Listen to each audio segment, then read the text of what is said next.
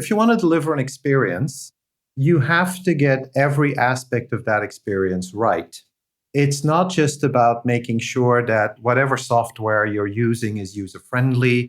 Everything has to be correct. It's like if you go to Disneyland, everything is in the right spot. Everybody's dressed in the right way. In a business, it's nothing different. So it's actually looking at all the elements that enable the business to deliver an experience and actually making them all fit together, all the business components, human, process, systems, whatever it is, KPIs, and actually aligning those so that they can deliver what is intended. Welcome to the Work for Humans podcast. This is Dart Lindsley.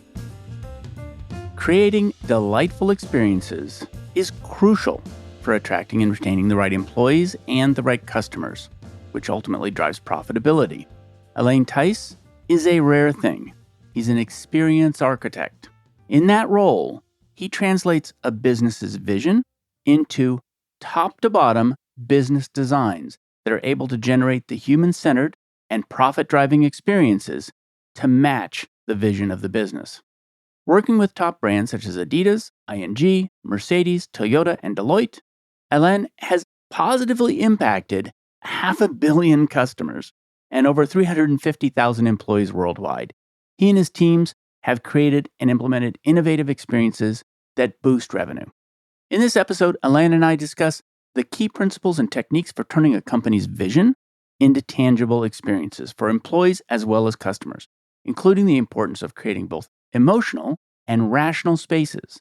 We also explore the challenges of using customer relationship management systems and the potential benefits of AI in addressing some of those challenges. We also talk about the biggest mistakes in customer programs, how to anticipate and meet future customer needs, and much more. Okay, as always, if you enjoy this episode, don't forget to subscribe wherever you listen to podcasts. And now, my conversation with Alain Thys. Alain Thys, welcome to Work for Humans. Thank you. It's great being here. On the show, we've had a couple of big thinkers. We've had Fred Reichheld, who is somebody who you have written about in your book. He actually trained me once, so Oh, really? A long time ago. Yeah. And your book is called, So You Want to Be Customer-Centric. It's a pragmatic guide to customer experience management. So you start very much from the premise that he starts from, which is the customer is absolutely central. Customer loyalty is super important. Recently, we had Joe Pine on, another person you know, who talked about the experience economy. And you're an experience architect. You are the natural bridge as a role between those big ideas and turning them into reality. And so I want to start by just saying, what is an experience architect? And it's probably a frontier that we're developing, but how do you describe it? I would describe it as somebody who tries to take the business vision, which includes the purpose and what a business wants to achieve, and translates that into experiences that humans, and whether they are customers, employees, that human beings can actually notice. So in other words, if you're saying we want to be the friendliest company on the planet, that's beautiful, blah, blah. What an experience architect, or what I try to do, is to then say, okay, so how can I bring that to life for customers in a very real way? Not in PowerPoint slides, but that the people, that the software, that everything that a company does kind of reflects that friendliness or sustainability or whatever it is that the business wants to go for in a profitable way, because that last bit's not unimportant. The word architect, I think, is an important selection of word in your title. What's being architected? Why that word? It's almost what isn't being architected. If you want to deliver an experience, you have to get every aspect of that experience right, which means that from a business perspective, it's not just about making sure that whatever software you're using is user-friendly or that the people smile at the reception or whatever it is. Everything has to be correct. It's like if you go to Disneyland, everything is in the right spot. Everybody's dressed in the right way. But in a business, it's nothing different in the sense that the business model may need architecting so that it supports what you're doing. If you say you want your staff to be friendly to customers, well, you cannot architect a smile. Yeah, you can have to create an environment which makes people want to be friendly. Because if I walk up to you and I say, Dart, now you have to smile, you might do it once or twice. I mean, you're doing it now, but sustainably, I need to create that environment. So it's actually looking at all the elements that enable the business to deliver an experience and actually making them all fit together, which goes way beyond designing the experience. That's why I use the word architect, because it's creating that vision, but then also looking at all the business components, human, process, systems, whatever it is, KPIs, and actually aligning those so that they can deliver what is intended. It makes a ton of sense to me. It's super hard. My background is as a business architect. It's got kind of a different objective. A business architect is very much about how information flows and how that informs the information systems. This is subtler. It's as broad. In other words, it's in the sense that everything has to work together, the whole system, to deliver this thing. And if you try to deliver it in pieces, it's not going to work that well. And you have to think through layers, right? Like in business architecture, there's the business view, and then there's the operations view that supports it, and then there's the systems view that supports that. It must be hard, impossible to think about all the dimensions at the same time. It is impossible to think about all of them. And this is actually the key to making great experiences work, is to actually not try and control everything. And this is where the human aspect comes in a lot, but to create an environment where the people in the organization just start doing the right thing of their own accord. And what you then do is you don't need to create all the aspects of the experience. You leave that to them, but you give them the tools and you give them the environment that they want to do it in the right way. Also, especially if you're looking at, because I kind of tend to focus on what I call large and complex organizations. So basically, lots of countries, lots of people, all that sort of thing. There's no way you can control everything. So it's all about inspiring the people with kind of the right message and then giving them the skills and the tools to do it and allowing them to do it and let them get on with it. A friend of mine likes to say, like, light the fire and get out of the way. It is a little bit like that, but the trick is to light it in a smart way so you don't get wildfire, but that you're actually going in the direction you want. So let's say I'm a CEO. For people who haven't listened to the show for a very long time, the premise of this show is that employees are customers and that work is a product that we sell to them. So let's say I'm a CEO and I've come to that conclusion. I've decided that the people who work for my company are buying a product from me. It's this experience of work. But I've never really thought about it that way before. This is going to be a fairly revolutionary change. How do I start? I think there's two places to start. I'd say one is a rational place, and another one is a little bit of emotional introspective. I'd say the rational space, which is the easiest, is to have conversations with your people, to listen what they care about.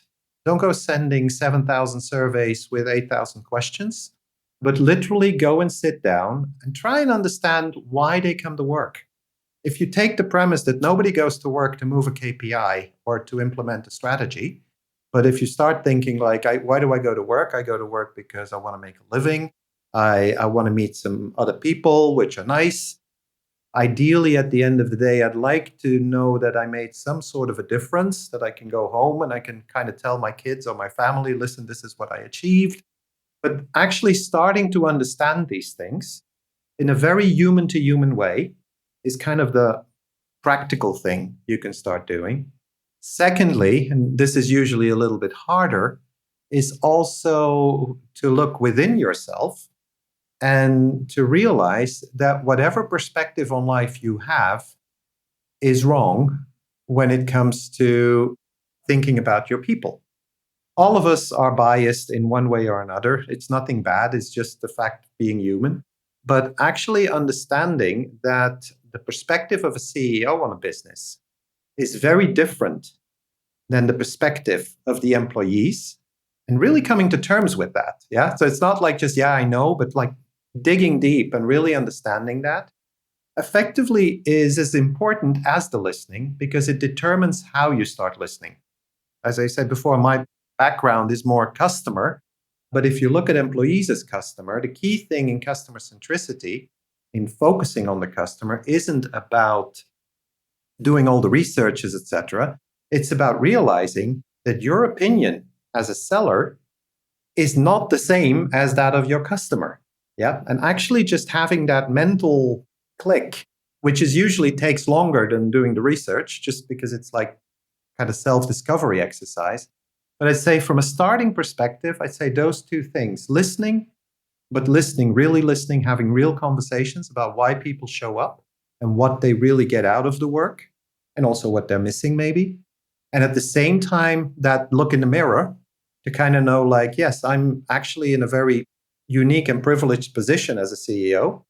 And if I actually want to be able to connect to my employees, I have to let that go. I have to, or at least be aware of it and deal with that. I recently interviewed Marshall Goldsmith, who has coached 150 multimillionaires, and they're all CEOs. And he had a list of things that people care about from their work. And the list that he had looked completely different than the one that I have collected by interviewing people about what they want from work. And I was disturbed for a couple of different reasons. One reason was maybe my research was wrong. But the second reason was it just shows what you're talking about, which is that it may be that there is a very different even value system about what's most important in different people. That's ultimately what I decided. I decided I was talking to different people and that I talk to everybody, and Marshall talks exclusively to CEOs. I mean, very high-level people. It's a different audience, it's a different segment, and this understanding is actually the understanding of who are the real people you're working with. Yeah, because this is like, okay, there's all sorts of, if you go on Google, you can find all sorts of things that people care about. But if I would average that out, I would not end up with my wife. If, it's like, so to say, what does she care about? It's like she's a unique individual. The same with every employee. And I think having that clarity of what the people in the organization are looking for is kind of the very first step. Then you can start thinking about what am I going to do about this? But just having that understanding, and not in general, but really specifically, even if necessary by team or department or whatever it is, depending on how big the business is, you need to manage that in different ways, but at least get to that understanding. I argue that it is down at the individual level and that that's what management is for. That management is in a position to provide a custom, within constraints, experience for everybody on the team. Absolutely. So your third chapter, it's interesting, I've got your chapters in front of me. Your second chapter is listen to the customer's voice. Your third chapter is build a platform for aligned action. What does that mean? What that means is that when you look at a topic like experience, it's deceptively simple as an idea. Because if I say, let's have a good employee experience, you, me, the listeners, we all kind of know what it means. And if I then start asking, now, let's get specific. Dart, what is a good employee experience? I'm sure you're going to come up with a great answer. And if I ask 10 other people, they're going to come up with 10 great answers as well. But the only thing we can be sure of that each of these answers is going to be different. Yeah. They're going to be slightly different. Yeah. Which means that if you're an organization and you want to implement whatever the experience is that you're looking for, but we all have slightly different definitions, the bigger the organization gets, the more haywire the implementation goes. Because we're all going to be doing things in a slightly different way, which means they're going to be disconnected and you're going to be approaching it one way. I'm going to be doing something else. So what we need first is to have a platform where we kind of agree together. Now, if this is what our employees are looking for, if this is what the customer is looking for, what are we going to deliver in return? Yeah, what is that experience very clearly and get very explicit about that. It's almost process way, yeah, but it's experientially driven so that we all have the same definition of what a good employee experience looks like. How to get there, we may all have different ways of achieving that, but that we have that same vision. So if, for instance, we want to create an environment, I'm going to make this up on the spot, so I hope it sticks. But if we want to create an environment where people feel like they can take initiative, that they can really take some risks because they can contribute to the betterment of whatever it is that we're working for as a business, then that goal needs to be clear. What exactly is that?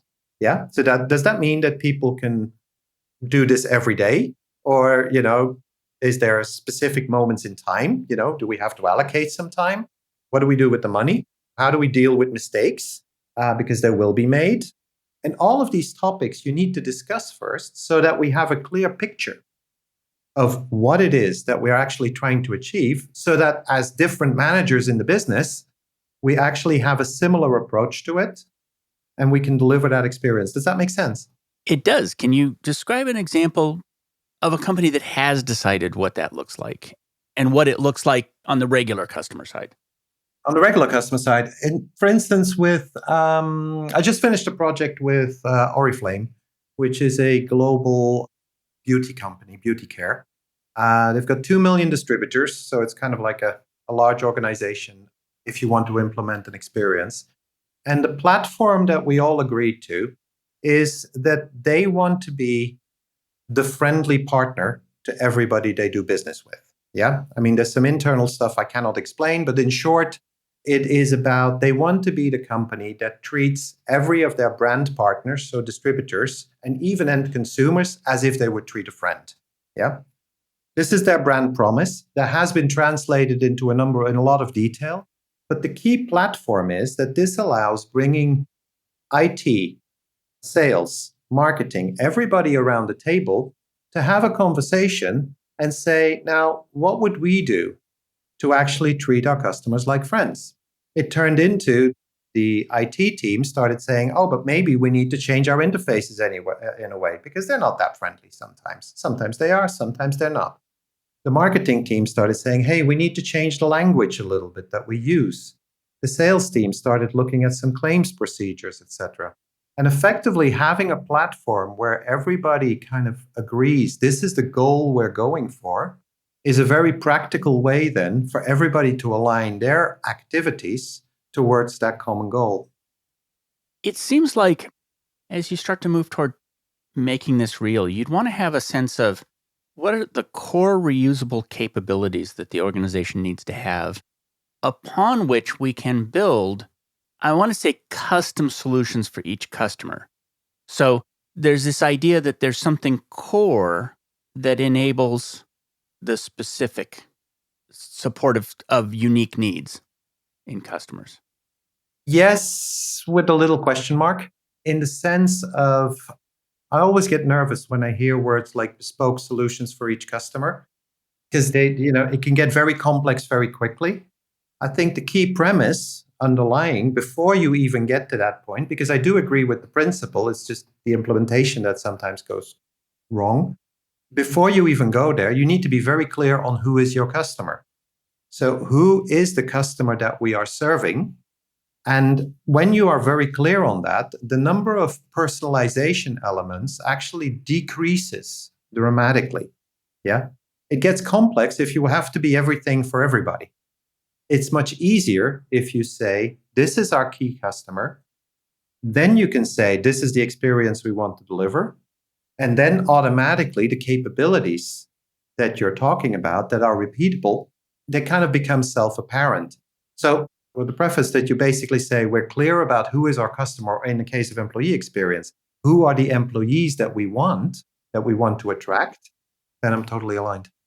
Oh, I like that very last thing you said was, we're not creating experiences for every employee in the world. We're creating experiences for the ones we want to attract and retain.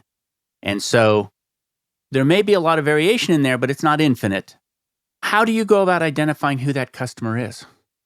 There's a couple of elements in there. On the one hand, there's the commercial side, like, okay, who do we want to target? And who can, in an employee context, who would give us most productivity? In a customer context, where's the highest profitability? The second element is also, and this is sometimes uncomfortable for organizations, but it's also just looking at yourself and saying, who do we want? What do we want to do? Which is very intuitive, very, sometimes not even, it doesn't fit in spreadsheets or PowerPoint presentations, but just looking around the table. I've regularly had this, that I just say, okay, let's now shift all the research aside. Here, as a senior leadership team sitting in a room, you can go for option A, B, or C. Forget about the rational side. What does your heart tell you? What is the right direction for the business? And invariably, the moment you get them to their heart, they all say the same thing. And occasionally there's some discord and that gives some discussion. But at the end of the day, there's these two components, which is on the one hand side, what does the business, what does the number, where's the market, what are the people we need to get, etc. But on the other hand, there's also this passion piece, which is in the hearts, especially of the leadership team, because that's kind of where it starts when it comes to resource allocation. And my statement is always like, listen, go with your heart as much as with the numbers, because you got to run with that heart for a while. And you got to run, if you're running with your passion, it's just like it would work for any employee, it works for leaders. Shape your strategy as much around the who than all the other stuff. I mean, Simon Sinek always says, like, start with why. I like to start with who. Who are the people at the table? What are their values? What do they want? And what's their why? And effectively combine these two. Then you kind of get to a profile. And this works for employee experience as well, where you then sit back and say, what are the people we want? What are the people which make us comfortable? They don't have to be all like us. That's not the point. But what is it that we want as a business, just intuitively? And also then a little bit of rational elements. Okay, we do need to recruit certain profiles because certain jobs need to get done. But again, there's that balancing act. I want to test an idea because I've made this argument and I'm not sure it's true. You spoke about profitability. And I argue that you should think about profitability right at that moment when you select your customer. That's a fine time to think about it. But after I've decided that you, Alain, is the kind of person that I want to attract as a customer, I need to stop thinking about profitability and I need to start thinking about what you want. In other words, I've made my decision about who I'm attracting. Now let's be passionate about you. Totally. As long as I don't, as a customer, I don't abuse that. So you want some guardrails just to make sure. But that's like for 10% of your customer base. But for the other 90%, I would say yes, absolutely. Because if you've selected me correctly as a customer, because we're all in this assumption that customers need to be won and convinced, etc. But there's also an element of selection in there, like, do you want to do business with me, whatever that may be. So if you've selected me correctly, then basically what you're saying is, I want to develop a relationship. And in a relationship, you go in and you don't look every 5 seconds, does this relationship have a return? I mean, yes, at some point you may want to have a look at whether it's worthwhile continuing with a relationship, but effectively you're not going to look at it every 5 minutes. And I think this is where I see a lot of these customer programs very often, if they get too numbers oriented, go wrong. Because especially if you're a stock market listed company where you got every quarter, you got to come up with the numbers, then everybody starts looking at these relationships and saying, how can I get a quick win out of it? But that's not building a relationship anymore. Then that's getting close to abuse. So I'd say yes, with some guardrails, but build on that relationship. Forget about the numbers in the short term. Figure out what is it that I want as a business. Also be clear about what you want as a business, because it's a two-way street, and provide that. It's very simple and very complex at the same time. It sounds very simple. In implementation, it can be a nightmare. But it is about daring to let go and trusting in your own product that you're selling, in your own relationship, that it will generate the value. If you're not sure about that, then maybe you're not sure. It's not that you're not sure about me, but that you're not sure that the value proposition you've got is strong enough. What's really attractive to me about what you're saying is this idea that a business can become a broker between two customers. And the way you're talking about it, well, it reminds me a little bit of Fred Reichheld, which is this idea that there's hearts on both sides of this relationship, and that we're winning the kinds of customers for our products and services that are going to bring the kind of work that the workforce wants to deliver, and vice versa, that the workforce, we're attracting the kind of workforce that can deliver that kind of experience on the other side. So there is a kindling of those two sides, and you can over-rotate on the math. Yeah. But at the end of the day, it's about the sweet spot you described. It's about every successful transformation program I've ever been involved in has always had those two components. On the one hand, basically, an analysis, a very clear picture of what the end customer wants, yeah, and be very, very clear about that, but formulate it in a way that gets the people in the organization out of bed and that makes them go like, yes, I want to do that. Then there is still all the usual stuff that flies around in a corporation. But at the end of the day, the core is those two elements. Once they come together, that's when the flywheel starts working. Well, and winning the kind of customers that bring the kind of work that people want to do. Yeah, because you need to, and then it works, from a recruitment on both sides, it actually means then now we want more customers in that direction. Because, in my experience, too many companies chase too many different customer types all the time. And I actually think that some companies would benefit by losing some customers, actually become more profitable in the long run. And at the same time, then also recruiting the type of people who can deliver the type of experiences, whether that's digital, personal, whatever, that these customers are looking for. And it's basically making that match. And I kind of like the idea when you said a business is kind of like a broker, a matchmaker between these two groups, because as an organization, then what the job becomes is to understand what are customers looking for, what are the customers we want to target are looking for, what is the experience they want, and inversely, what would make the people that we attract want to deliver that experience, and how do we keep that going? I remember Zappos stopped posting jobs. And instead, what they did was they had a social platform where they were watching people talk about their shoes. And they just opened it up to everybody, and they looked for the people who were the most passionate and who were the most really into shoes. And they recruited them cold and said, hey, do you want to come and be a part of the service team at Zappos? And so that's an interesting it's not like, what are your skills? What can you give me? What are your passions?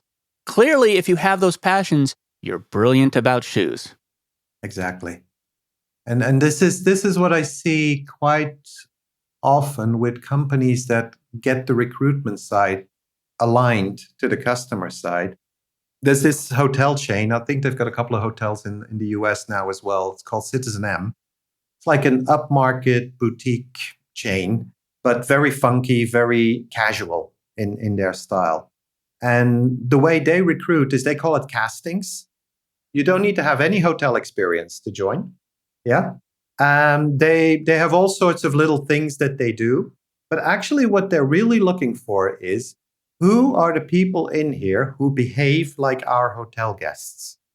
So it's not about who's got the best service or who knows the best wines or whatever. They don't really care about that. It's like, who are the people who behave and connect most to the people that we are trying to service, not from a financial perspective or a demographic perspective, just from a style, how they talk, how they behave, how they dress. Yeah. And as they're a very casual chain, what they want is casual people who are very helpful, who start helping each other. They recruit whole teams at once. If there's 5 people in a recruitment session who get along well, they basically recruit all 5 of them in one go and put them in the same team, so that they actually reinforce that atmosphere. And I mean, there's this one liner, hire for personality and, or hire for attitude, and then the skills can come.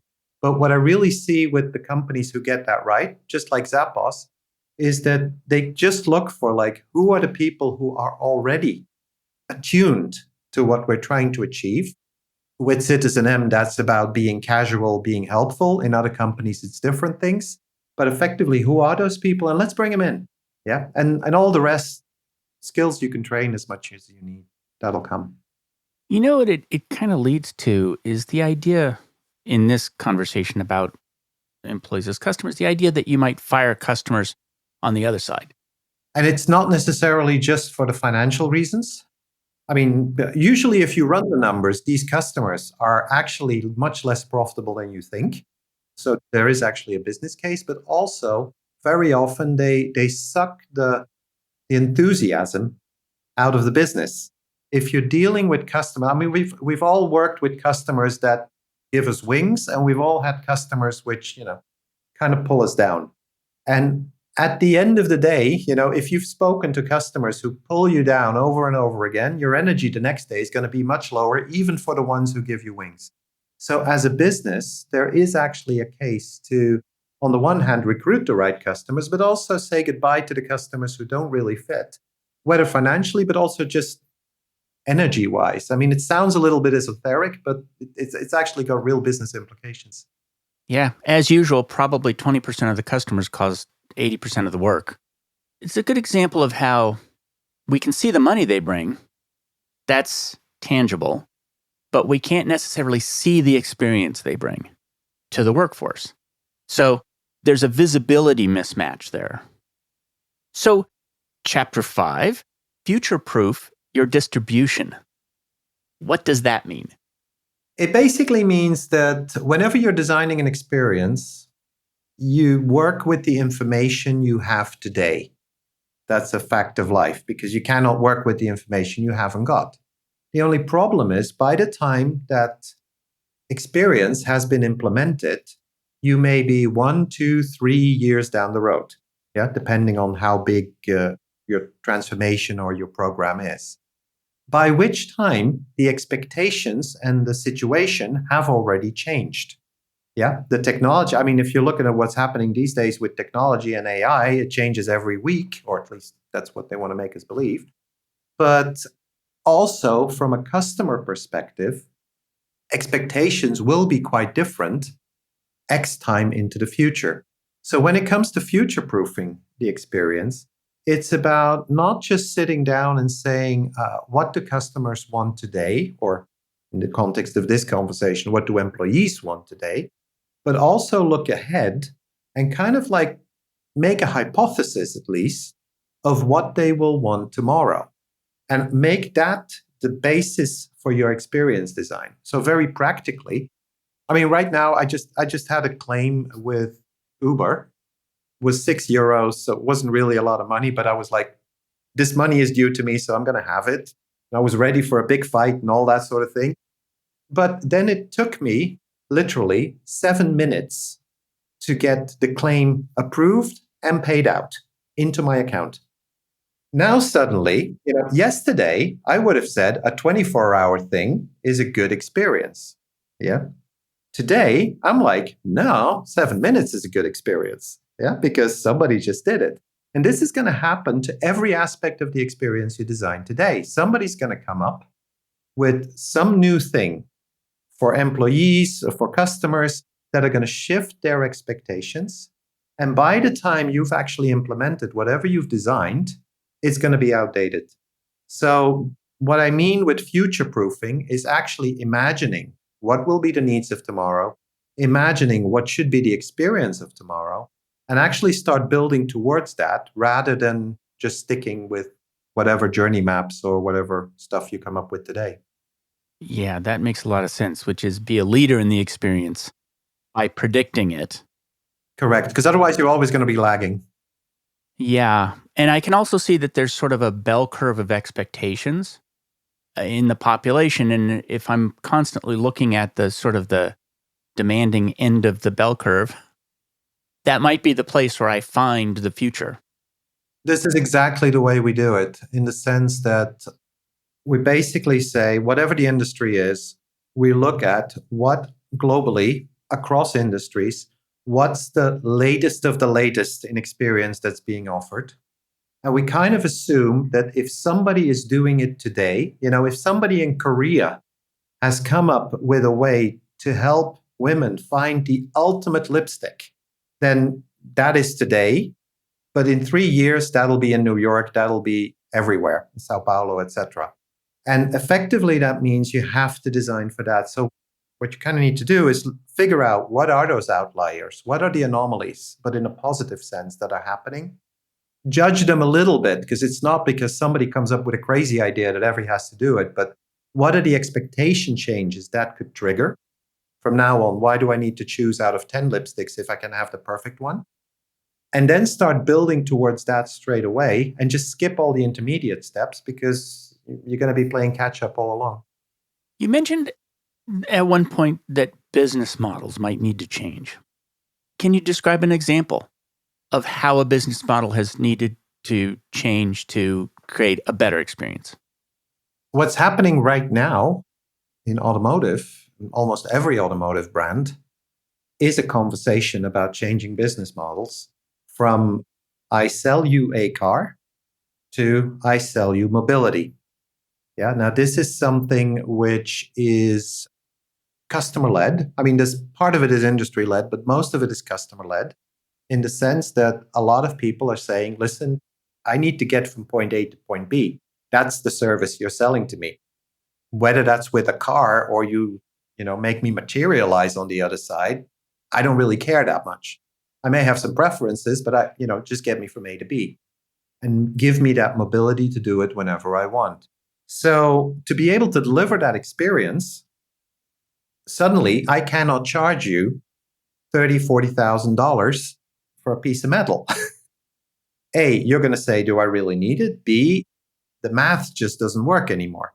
So what is now going on is that every automotive brand is calculating, how can we move to, whether it's a subscription model, which seem to be pretty much up and coming these days, but where you get is it a subscription model for one car?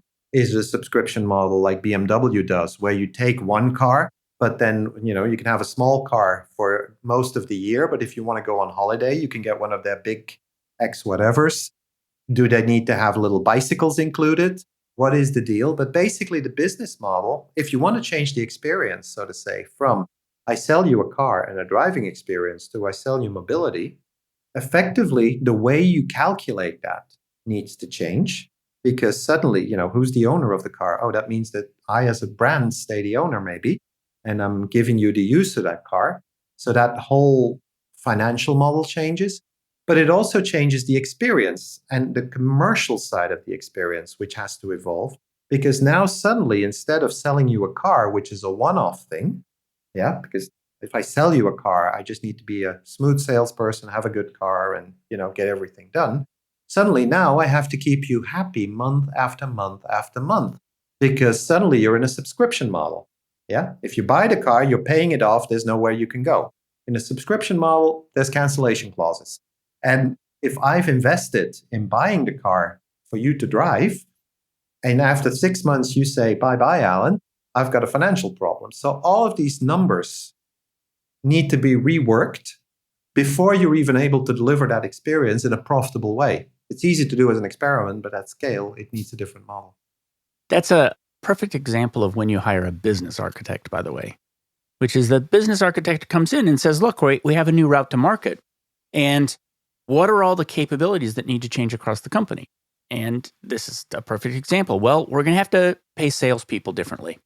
We used to pay them based upon a single sale, but now how do you value the sale of a subscription at the beginning? And then how do you incent that? And I know from experience that out of 280 categories of work, when you go from a single point of sale to subscription, 65 categories of work need to change. Because I've gone through that. I've led that transformation before.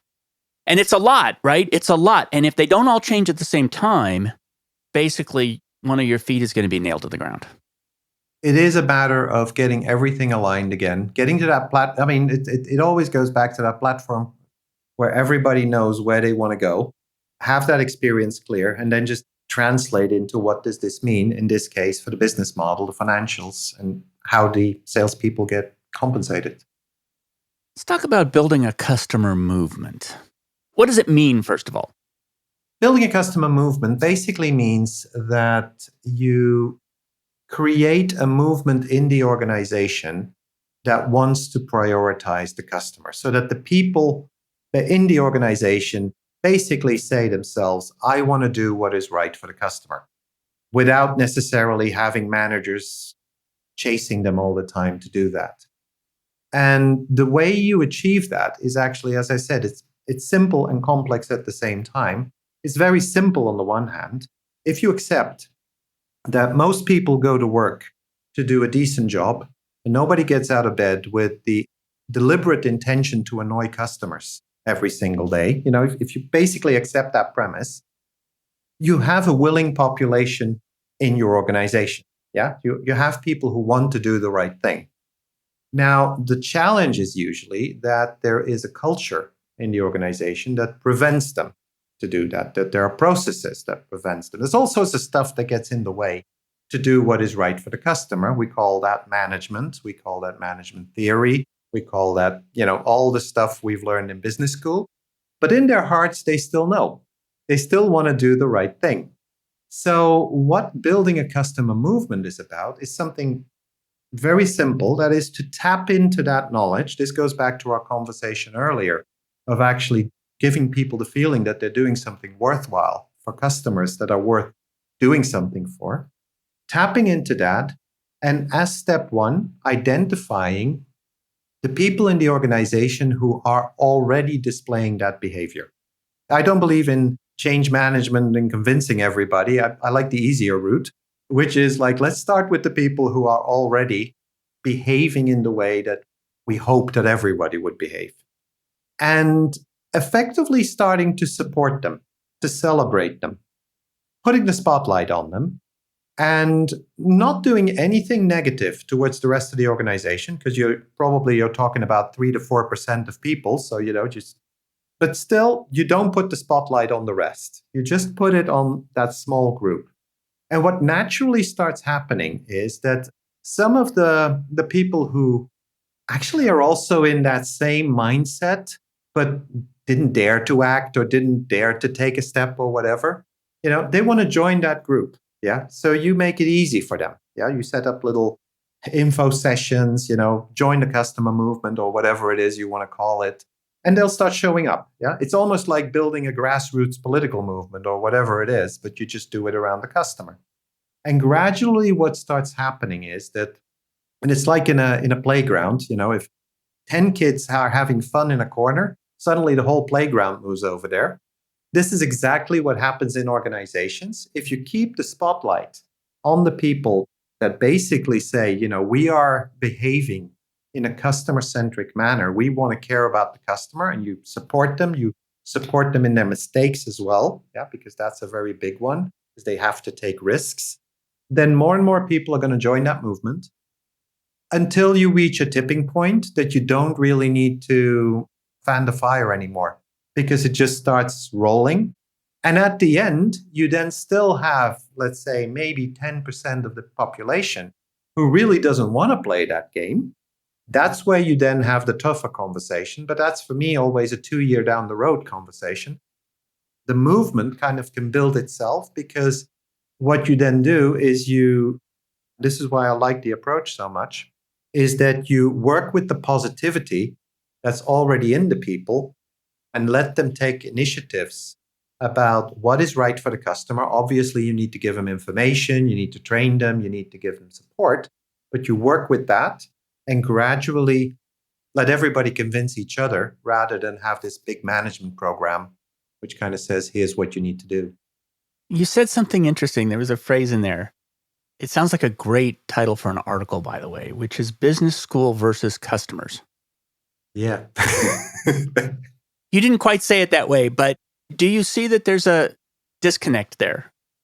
Let me phrase it positively in the sense that most of what I've learned in business school I could have done without. Yes, I mean, reading a P&L and, the legal elements, you need to know. But there is an overload on models. Basically, what happens in business schools, no offense to anyone, but what happens is that because they need to condense information, they try to fit everything into models. And by definition, a model is not a representation of reality. It's an average. My favorite one is you mentioned the bell curve earlier. If you're smack in the middle, those are actually the most anomalous people of them all because they're normal. Yeah. The rest isn't normal. Yeah. So it's only 1% of that whole curve that's actually normal.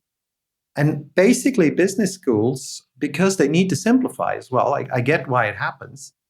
They keep working towards these common denominators. This is the model that can work. This is how you need to make decisions. This is, how life works. And what happens is that sometimes then, if you've been indoctrinated like me, because it took me like 20 years to get rid of that indoctrination, you start looking at the world that way, but you start giving priority to the model over actually having a conversation, actually just going with the flow. And that is effectively, if you look at what the great entrepreneurs do, if you look at what the great businesses do, in a way, yes, they've got, you need some models and machinery. I'm not saying that doesn't make sense, but they go with the flow. They go with, where is the customer moving? They tap into emotions. You talked about Zappos earlier. Yeah. They tapped into what is passion. These elements, they don't necessarily come up in management literature, except in nice little graphs again, where they kind of lose that. But that's kind of personal opinion. So I hope I'm not going to get angry letters from professors or whatever. Yeah, there's something there about how a school can only teach what can be taught.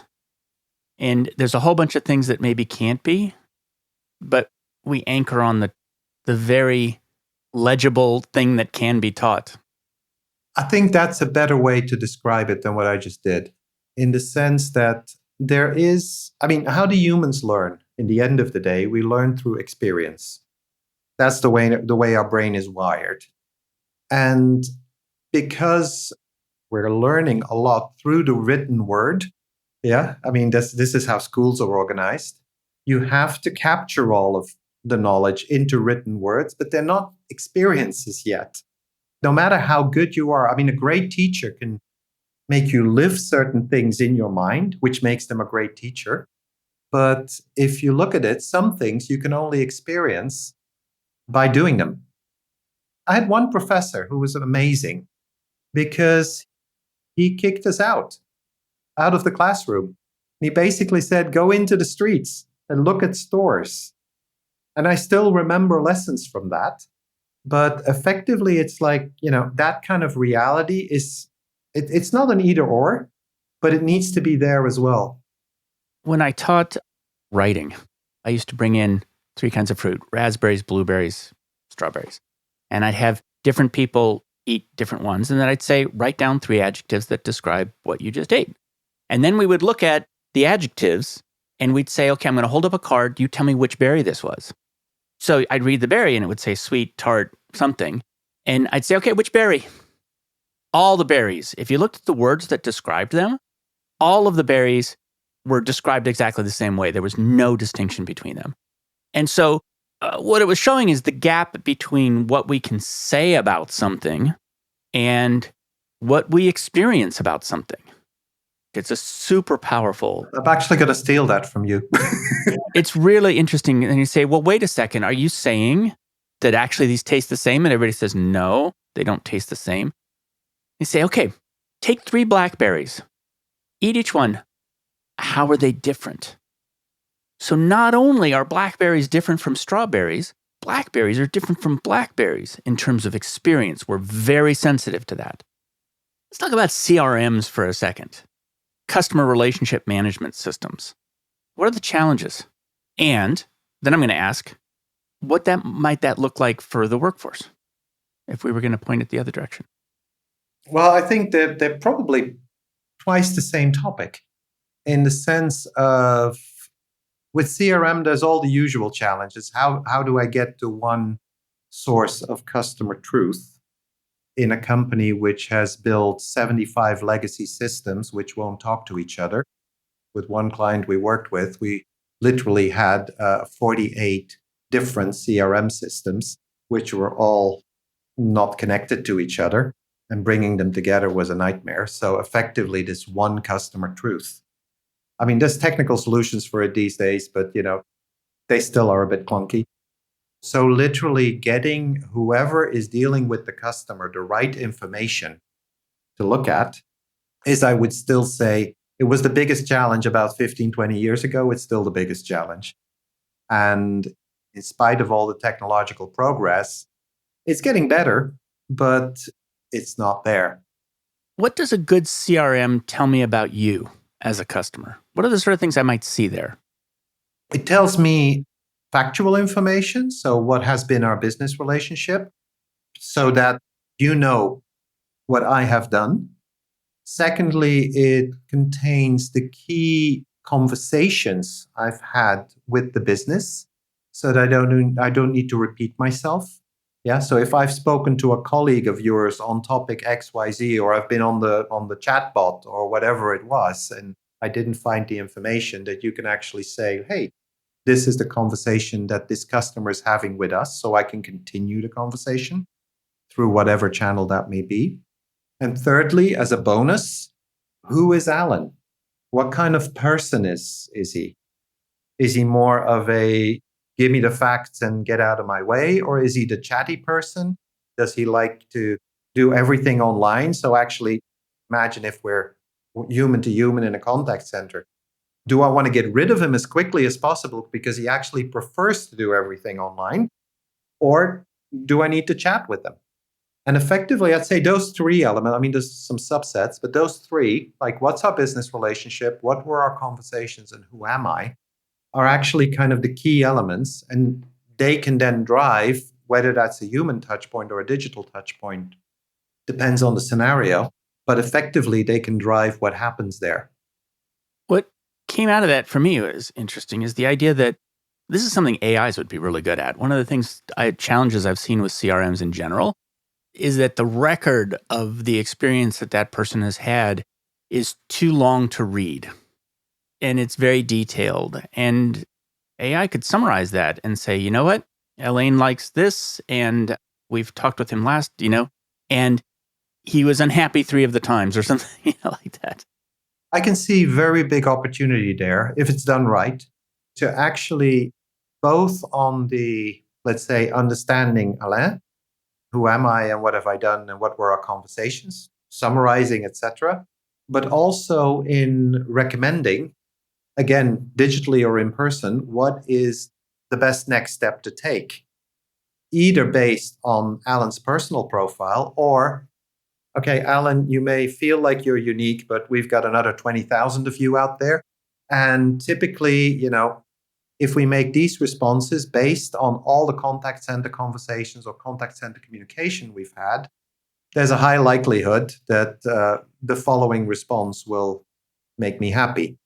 And I think those are 2 elements where, if especially companies who are currently sitting on internal data, everybody who's been taping and logging every contact center conversation, chatbot conversation, etc., this is where you want to feed that into AI and actually turn that into kind of like an internal and an external recommendation engine, so to say, towards the customer to actually make life easier, but also to the people in the organization, regardless of the touch point they're working on, to actually help them do a better job at that touch point. Yeah, and this is something that's, as far as I know, just doesn't exist for employees, which is most of our systems are looking at employees as the same way you would use a procurement system, which is it's about inventory. It's not about the richer kind of information that I would need to know to work with you as an employee. And a lot of it's held in managers' heads. But the truth is, managers change. So we're really starting from scratch, it seems to me, if I was going to say having the idea of a CRM toward employees. Which is also an opportunity, because there's not the hassle with all the legacy systems that you want to bring together. But I kind of like the idea. I never thought about it that way, but I like the idea of a CRM for employees in the sense of, again, having those same elements, even as for customers that I just described, that you basically say, what have been the transactions, so to say, but also with other companies, where have I been? All the factual stuff. Secondly, kind of like, what is the conversation that's going on? And conversations can also be projects I'm working on, etc. So you'd have to rethink that a little bit within a corporate context. But that there's also that feeling that if tomorrow I go to HR because Dart doesn't like me and he's my boss, that they're aware of or some of the conversations we've been having, or at least have access to that with the right permissions, etc. And thirdly, who am I? What gets me out of bed in the morning? Because it's different for every individual. I mean, depending on which research you take, there's about between 6 and 25 human drivers. But what are they? And how can you actually create challenges and opportunities? For me, I used to work with a chief people who had this great idea. It was a very large organization. And his vision was actually to say, I want to give people a lifetime of gigs. I cannot promise them a career because, I'm sorry, I can't. We're a very large organization, so I can promise that there will always be opportunities, if not with us, with our suppliers. And his vision was to actually create a database of talent in his way, kind of builds towards what you're saying, but actually to say, listen, and what are people's strengths? What are their ambition levels? And over the years, I can help them move through our ecosystem. And, if they move out, hopefully I can make them move back. But effectively based on what are they looking for? What are their skills? What are their contributions, their projects, etc. And capturing something like that in a CRM system would make it, okay, if that gentleman would leave, that the next person could continue that work. Let me ask the question that I normally ask it right at the end of the episode. But I think it's the sort of thing that we would want to capture to put in a CRM for the workforce, which is, I usually ask at the end of the show, what job do you hire your job to do for you? What job do I hire my job to do for you? A sense of wonder. Getting a sense of wonder. And what I mean by that is, and whether that sits in the aspirational jobs to be done, or, you can debate about it, but effectively, every project I do, I say this even to my clients, I literally don't know what I'm doing because, it's greenfield, because that's the only way to approach it. But at the same time, that offers me, apart from the business benefits, it offers me a continuous discovery of new things. Humans are magically chaotic, complex, weird, and beautiful. And there's always something new to be learned, especially when you're looking at it from the experience perspective, because then you have to have real conversations, look at real things. So that's kind of the job I'm looking for. What's an example of an experience you had that was the peak experience of that kind? I worked on a death care project, which went really deep, but it probably was the most satisfying, in a weird way, experience that I had, because what the project was about was to reimagine funerals. Yeah. So Western funerals. In other words, Western funerals are, it's no secret, they're a process affair. Yeah. You die, you go in, and then there's a process that kicks into motion, which effectively disregards the real needs of especially the people who stay behind, because there's not enough time to grieve. There's 20 things that get ignored. And for me, that was really, it was rough, but it was really enriching, because in the course of that project, I spoke to, I think, about between 50 and 100 grieving people who just lost somebody, about what their experience was about, because that was the only way to do it. And I looked at different cultures. I looked at everything around death care. And it basically it showed me two things. And this is because you say, what was the peak in there? The peak in there is the one thing is that on the one hand, that we discovered through this project and by talking to people that funerals, which are, I mean, we can't make them fun, but you can make them magical and they can be beautiful as moments where people actually grow. It's like, you stay behind, but you stay behind a more beautiful person than you were before if you do it right. And the second thing, which I took away personally, is that life's awesome. You only get that by looking at death so closely, and we've shoved it away in our minds. I mean, how often do we talk about death? But actually, by opening up about that, again, there's this whole world that opens up of, yeah, as I say, how life is awesome and how you can enjoy it every day.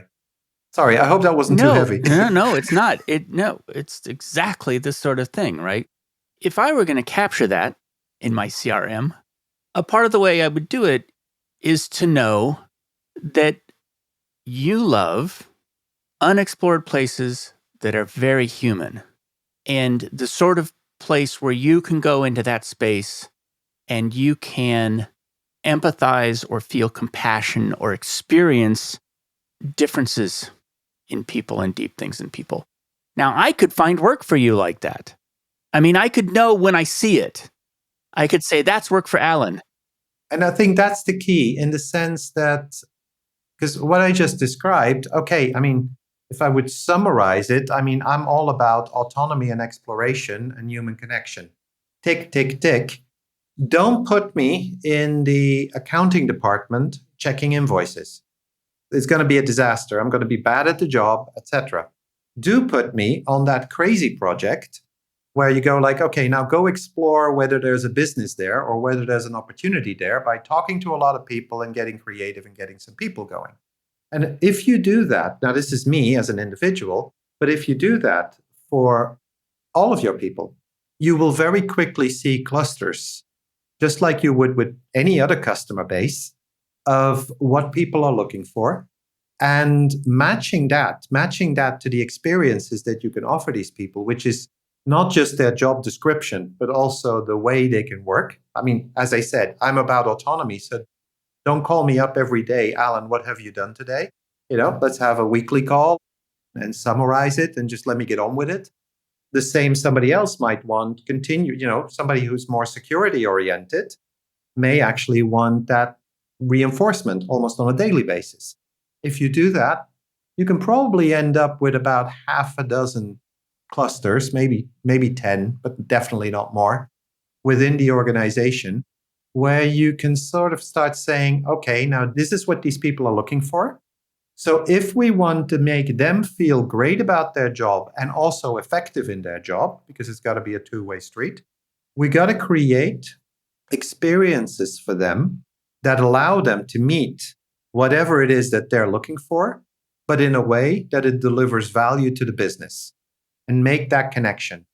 And then as a business, the challenge is to come up with these things also when the talent is not needed for a moment, because, it's like businesses go left and right, but, what is not relevant today may be very relevant tomorrow and vice versa. So effectively, that becomes the job of the business.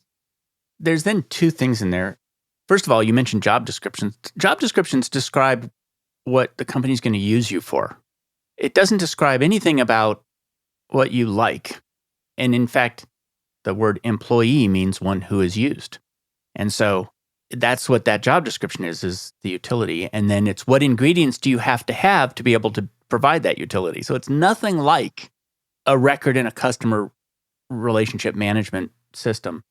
Another thing that came along as you were talking is that there are people who tell me they hire their job to tidy messes.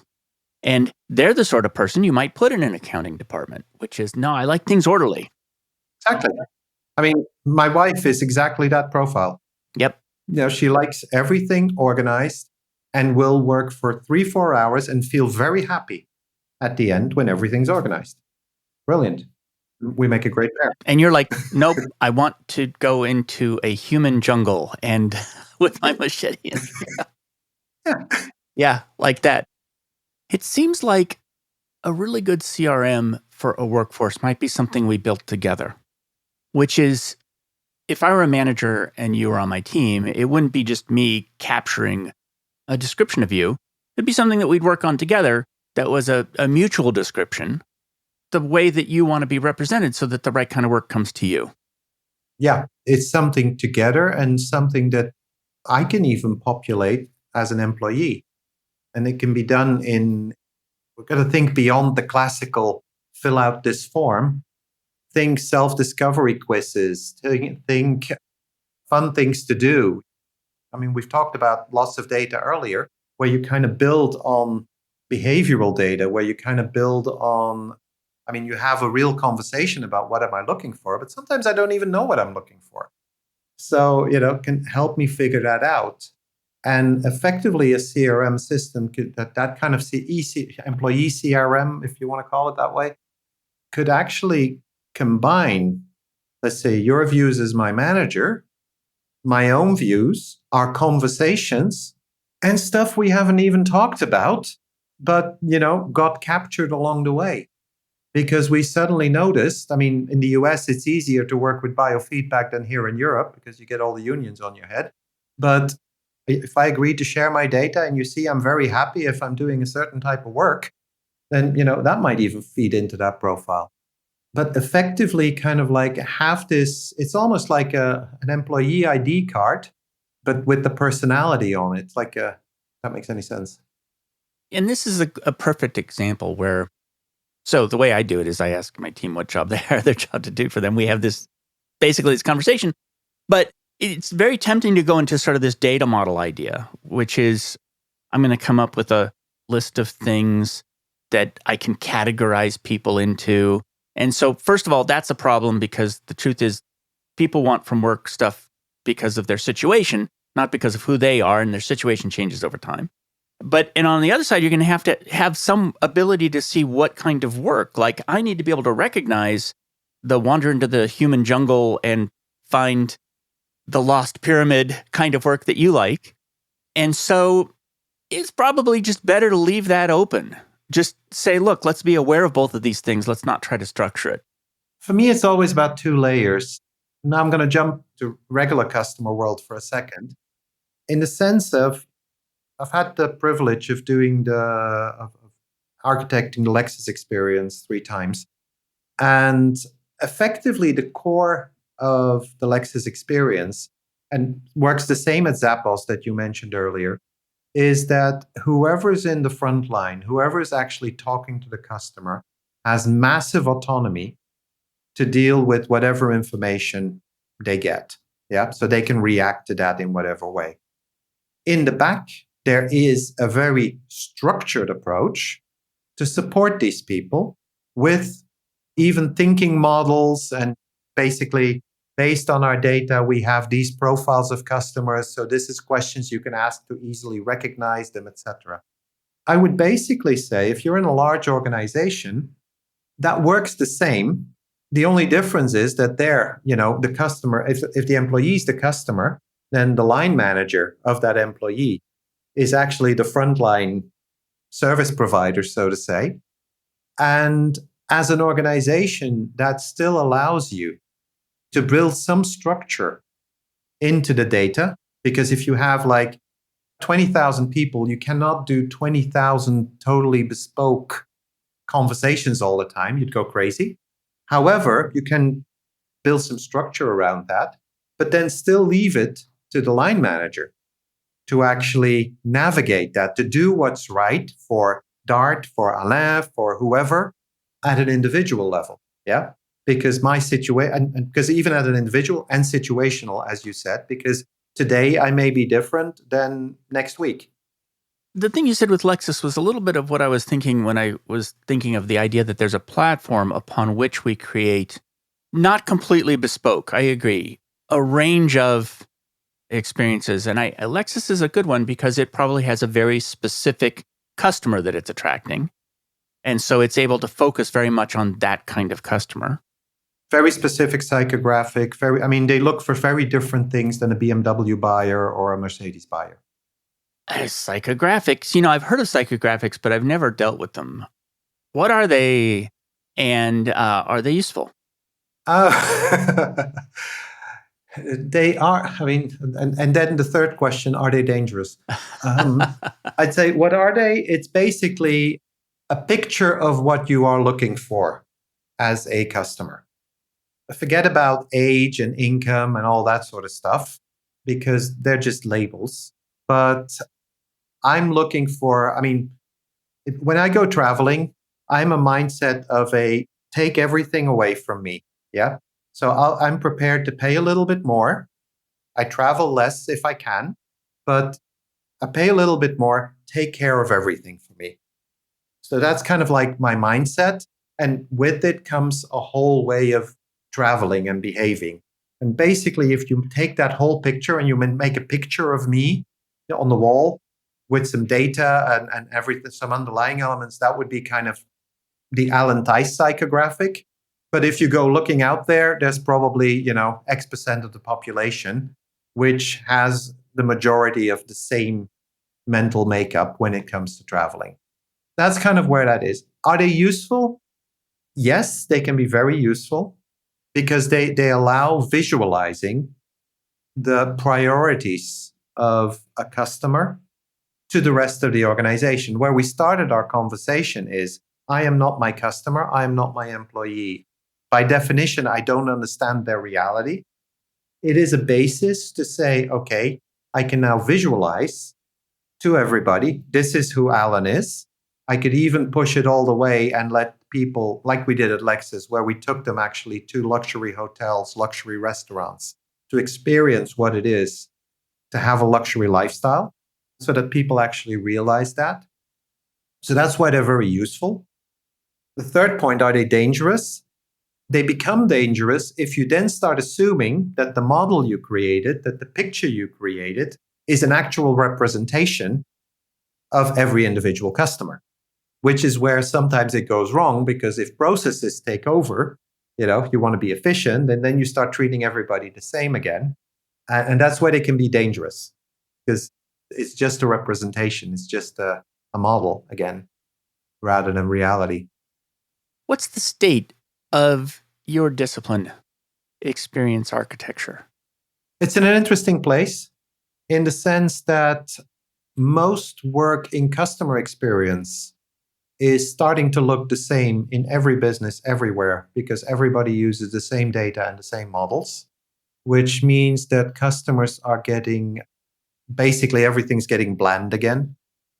Even though it's bland at a higher level, it's still bland, which means that for me, the next level, which is what I'm focusing on really hard, is to now start looking at what I call the real experience designers.